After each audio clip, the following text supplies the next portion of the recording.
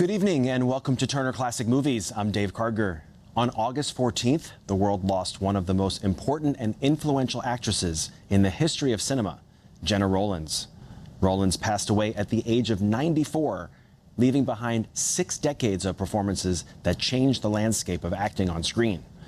Tonight, we're paying tribute to her legacy with some of her brilliant work, beginning with the performance that earned her her first Oscar nomination. From 1974, written and directed by her husband at the time, John Cassavetes, it's A Woman Under the Influence. Gena Rowlands plays Mabel, a housewife who's devoted to her husband and 3 children, but becomes increasingly lost in a world of mental instability. The idea for the film came from Rowlands, who told Cassavetes that she wanted to do a play about the difficulties that wives and mothers were facing at the time. Cassavetes drafted the script intending to produce it as a play, but as soon as Rowlands read it, she realized it would be impossible to work herself up into the role to play it on stage 8 times a week. If she did, she said, I'd have to be hospitalized. So they decided to turn it into a movie instead. While Rowlands thought the script was one of the most brilliant things she'd ever read, Hollywood producers didn't agree. Cassavetes was told that no one wants to see a crazy middle-aged dame, and he was forced to make the film on a shoestring budget with whatever resources he could get. There was no money for hair and makeup, so Gena Rowlands did her own, and she had just 1 set of her costumes and had to send them to an overnight cleaners every day after shooting. They also struggled to find a distributor for the film and had to call theater owners to persuade them to run it. But in the end, the work paid off, and the film became a landmark of independent cinema, making a respectable profit and earning 2 Oscar nominations for John Cassavetes as Best Director and Gena Rowlands as Best Actress. Her shattering performance will stay with you long after you finish the movie. From 1974, also starring Peter Falk, A Woman Under the Influence. It's such a powerful film, and Gena Rowlands earned a well-deserved Oscar nomination for that performance.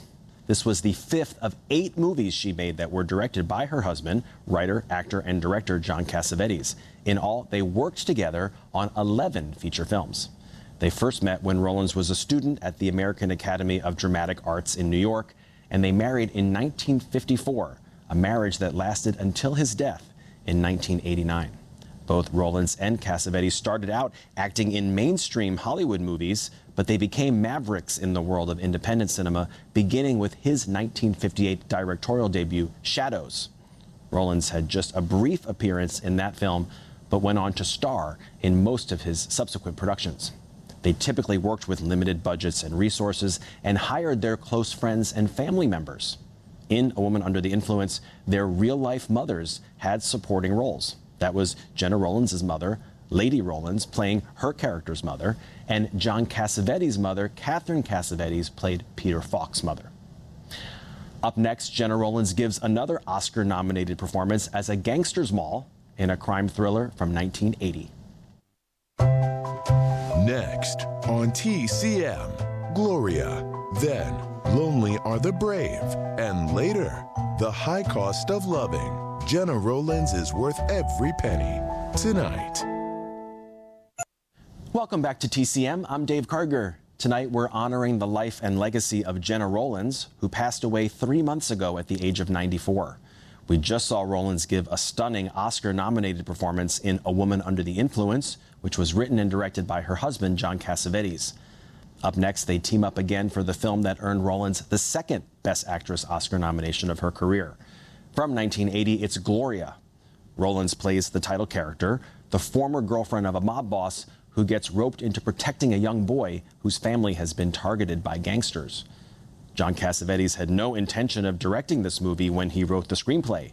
His career was at a low point after a string of critical and commercial flops, and he was taking jobs as a writer for hire in Hollywood. MGM asked him to come up with a script for the child actor Ricky Schroder, and Cassavetes wrote what he later called a very fast-moving, thoughtless piece about gangsters, and I don't even know any gangsters. But the plans to work the film around Schroder fell through, and Cassavetes sold the script to Columbia, suggesting that his wife, Gena Rowlands, play the lead role.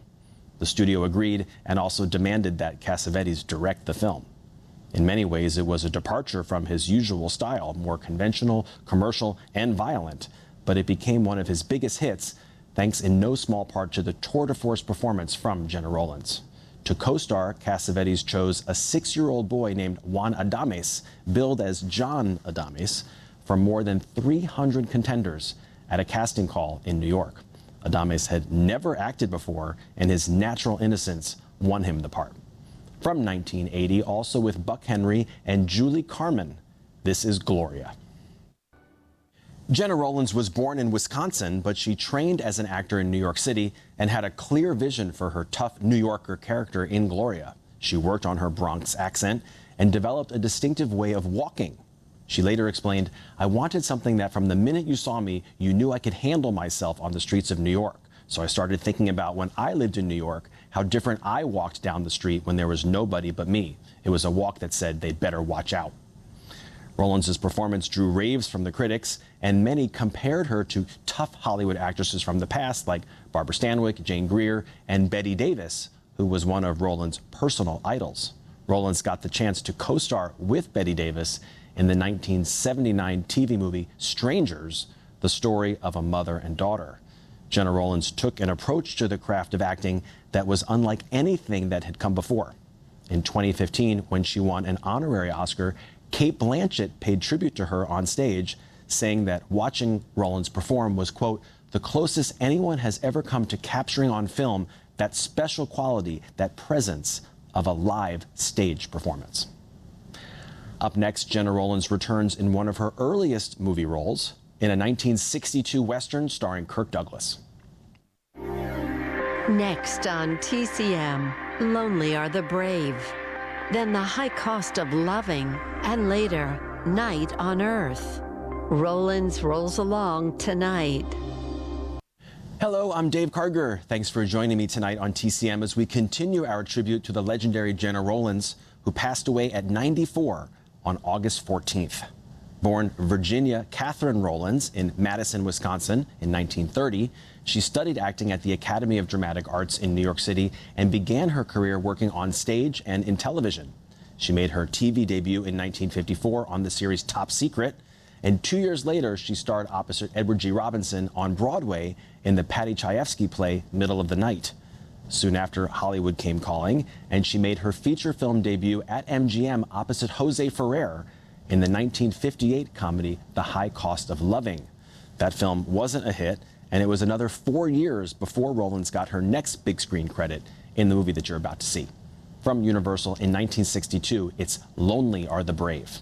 Kirk Douglas stars here as a cowboy whose lifestyle is out of touch with the modern era. He prefers to live an independent existence without conforming to the rules of society, but that eventually gets him into serious trouble with the law. Gena Rowlands plays his best friend's wife, and in his memoir, Douglas described her performance as superb. In fact, Kirk Douglas only had positive things to say about this film, even going so far as to describe it as his favorite movie. The screenplay was written by Dalton Trumbo, who had previously worked with Kirk Douglas on Spartacus, and Douglas recalled that this was, quote, "the only time that I know of a writer producing a perfect screenplay. One draft, no revisions, like a hole-in-one."